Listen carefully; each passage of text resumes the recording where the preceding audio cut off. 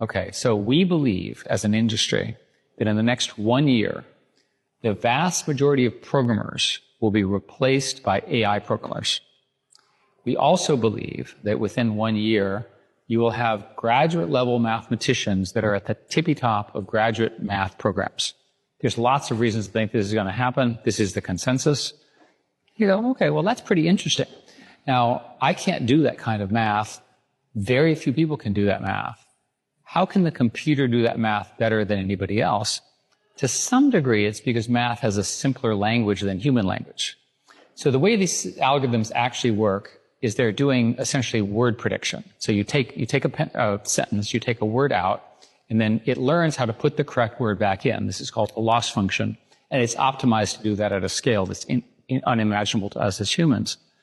So you do the same thing for math. But there you use a conjecture and then a proof format through a protocol called lean. In programming, it's pretty simple. You just keep writing code until you pass the programming test.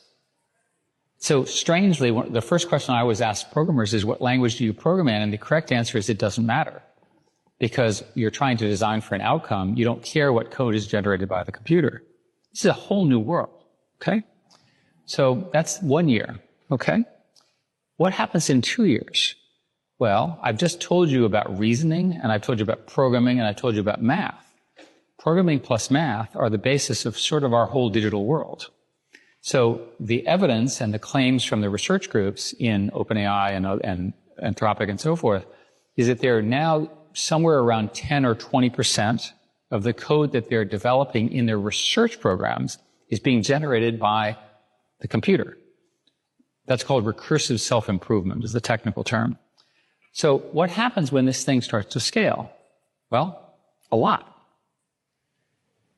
One way to say this is that within 3 to 5 years, we'll have what is called general intelligence, AGI, which can be defined as a system that is as smart as the smartest mathematician, physicist, artist, writer, thinker, politician, maybe not in the same level, but you get the idea.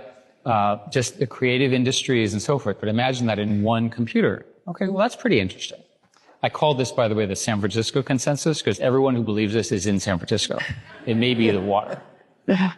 What happens when every single one of us has the equivalent of the smartest human on every problem in our pocket? So it means you have the best architect when you have an architecture problem. Another thing that's going on is the development of agentic solutions. And agents are referred to systems that have input and output in memory, and they learn. An example here is that I want to buy another house. I happen to like Virginia. I grew up in Virginia. I say, find me a house in the greater McLean area. Look at that's one agent. Look at all the rules, figure out how big a house I can build. That's another agent. Do the transaction to buy the land. That's another agent. Design the house with a human architect, right? But sort of ignore them for most of the thing, but they have to sign it off. And then I approve it, and then find the contractor, right? Hire the contractor, pay the bills, and at the end, sue the contractor for lack of performance. Okay?